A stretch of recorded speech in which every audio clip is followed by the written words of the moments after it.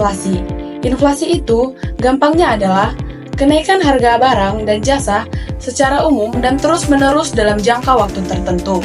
Jadi, kalau dulu harga bakso Rp15.000, sekarang jadi Rp20.000, dan barang-barang lain yang ikut naik harganya, itu namanya inflasi. Intinya, uang yang kita pegang nilainya jadi turun karena harga pada naik. Jadi, mari kita bandingkan harga seperti minyak, tepung, gula. Berapa ya kira-kira harga dari sebelumnya dan harga sekarang ini? Cus! Di Tropi, harga 1 kg tepung terigu merek segitiga biru sekarang Rp11.280. Harga sebelumnya Rp8.000. Harga 1 kg minyak merek Rose Brand sekarang Rp18.575. Harga sebelumnya Rp14.000. Harga 1 kg gula merek Rose Brand sekarang Rp17.300. Harga sebelumnya Rp13.000. Teman-teman tahu nggak sih, apa saja penyebab dari inflasi itu? Jadi, di sini saya akan menjelaskan apa saja penyebab dari inflasi. Yang pertama, permintaan naik. Kalau banyak orang beli barang tertentu, tapi stoknya terbatas, penjual bisa menaikkan harga karena banyak yang berebut. Contohnya, harga masker waktu pandemi naik karena semua orang butuh. Yang kedua, biaya produksi naik. Misalnya, kalau bahan baku seperti minyak, gandum jadi mahal, otomatis biaya buat bikin harga juga naik. Jadi, harga jualnya ikut naik deh. Yang ketiga, kebijakan pemerintah. Misalnya, menaikkan pajak atau menghapus subsidi, harga barang bisa naik karena biaya tambahannya dibebankan ke konsumen. Kadang, pemerintah naikin pajak atau harga bahan bakar. Dampaknya, bikin harga barang lain ikut naik deh. Dan yang keempat, kelangkaan barang. Kalau barangnya langka atau sulit didapat, harganya bisa melonjak. Dan yang kelima, nilai tukar uang. Kalau nilai rupiah melemah terhadap dolar, barang impor jadi mahal. Misalnya, barang elektronik dari luar negeri jadi mahal karena kurs naik. Dan yang keenam, distribusi terganggu. Kalau ada masalah di pengiriman atau distribusi, yang misalnya jalan rusak, perbaikan jalan, dan cuaca buruk, barang jadi langka di pasaran, harganya juga jadi naik. Nah, jadi ada beberapa dampak inflasi atau terjadinya kenaikan harga suatu barang. Misalnya nih, 1. Banyak orang yang memilih produk murah meskipun kualitasnya rendah karena ingin menghemat uang tanpa mempertimbangkan dampaknya pada kesehatan.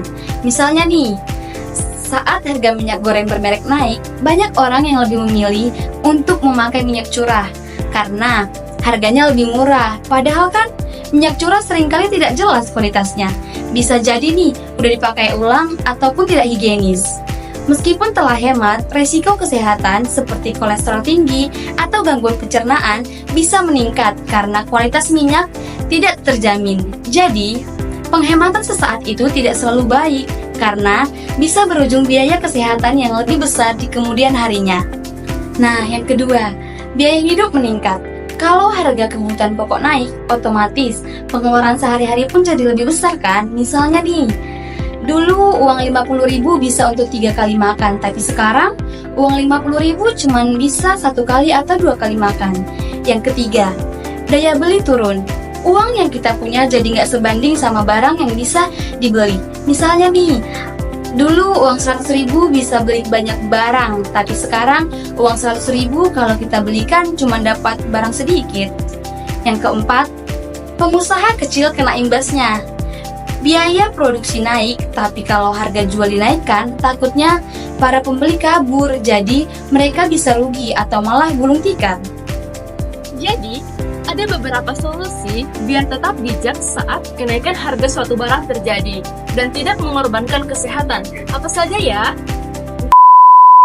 Yang pertama, prioritaskan kebutuhan pokok. Fokus dulu pada kebutuhan dasar seperti beras, sayur, telur, dan juga minyak yang berkualitas. Cari promo atau diskon untuk barang-barang tersebut biar tetap hemat. Yang kedua, belanja cerdas. Bandingin harga di beberapa tempat sebelum membeli. Misalnya, pasar tradisional kadang lebih murah daripada supermarket untuk bahan yang segar. Biasanya, harga di supermarket cenderung lebih mahal. Kalau di pasar tradisional, kualitasnya lebih bagus dan terjamin. Dan juga masih bisa ditawar. Ibu-ibu juga makin semangat untuk masak sendiri dan suami juga kenyang di rumah. Jangan gengsi untuk belanja ke pasar ya. Yang ketiga, masak sendiri.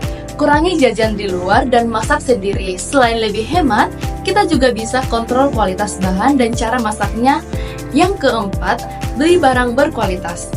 Dengan harga terjangkau, gak semua loh barang murah itu jelek.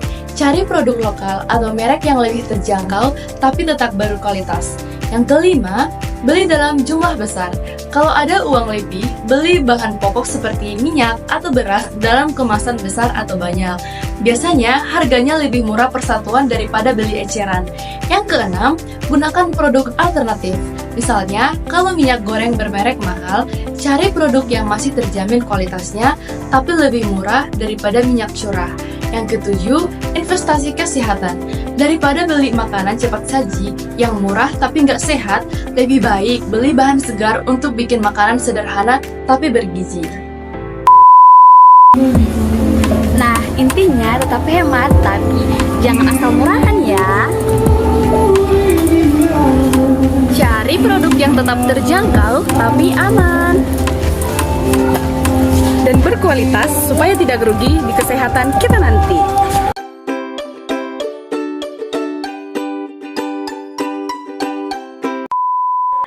Thanks for watching. Bye bye.